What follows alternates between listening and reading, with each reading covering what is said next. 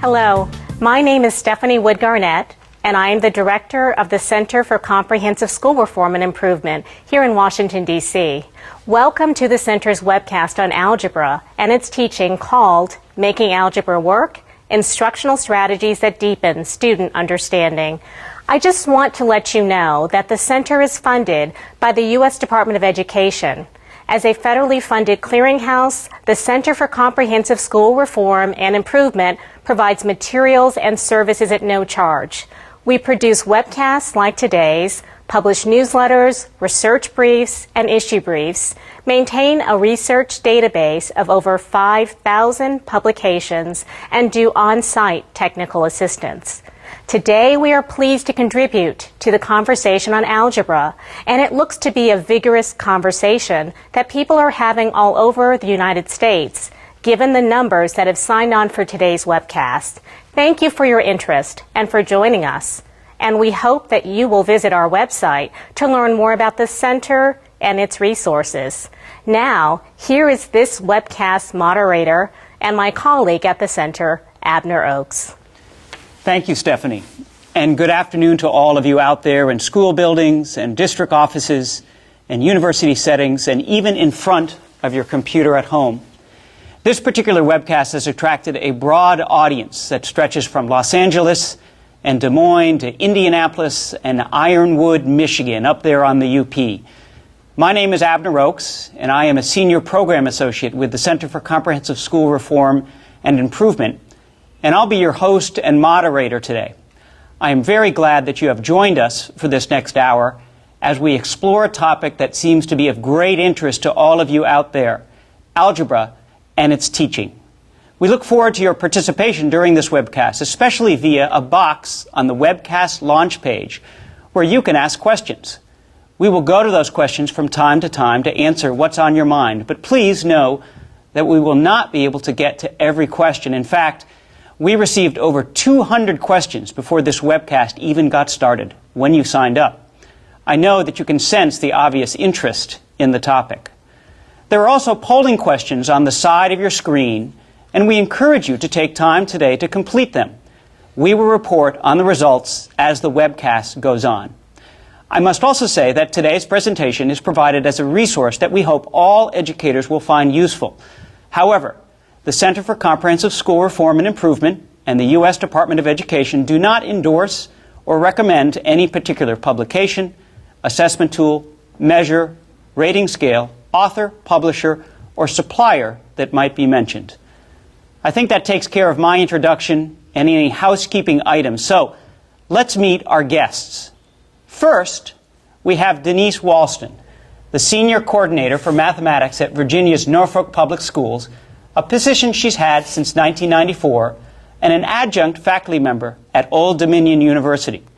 Denise has more than 30 years of experience in education and previously taught high school mathematics.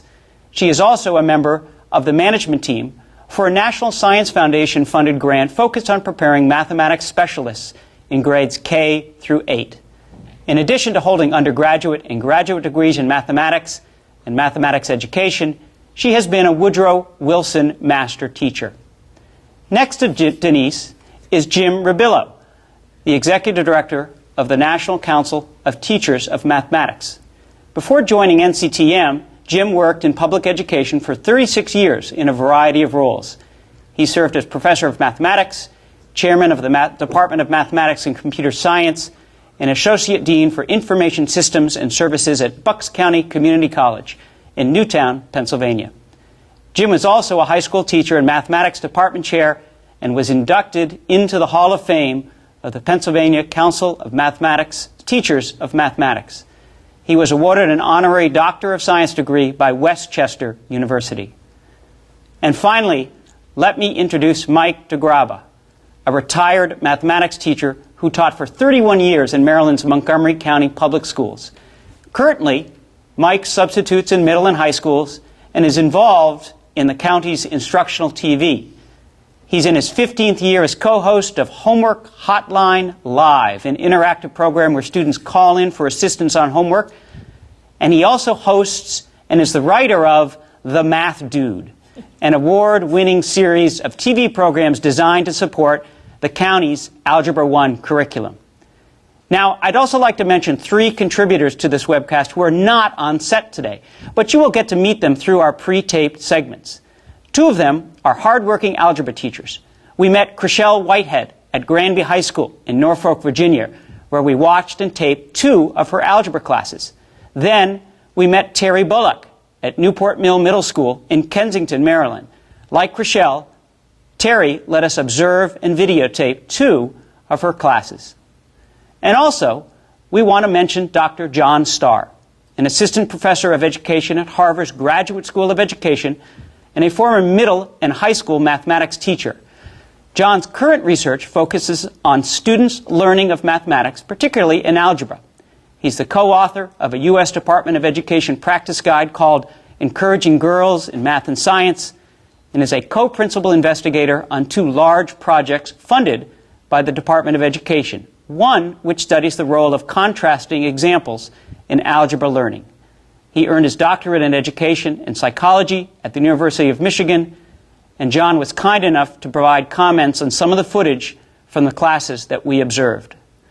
Let's get to our first pre-taped segment, as John helps us set the stage for today's conversation, and we see Chriselle's class in Norfolk. I used to hate algebra, but now I like it. Algebra is just the foundation upon every level of mathematics course you will take. I always understood concepts like fast, and I could always get something. Algebra serves as a gatekeeper role. It really is a critical course that we get students through and that they understand what they're doing. I've always had a knack for math. Like, since I was little, I always liked it. When it comes to algebra, everyone seems to understand the stakes, which is one big reason experts like Harvard professor John Starr are troubled.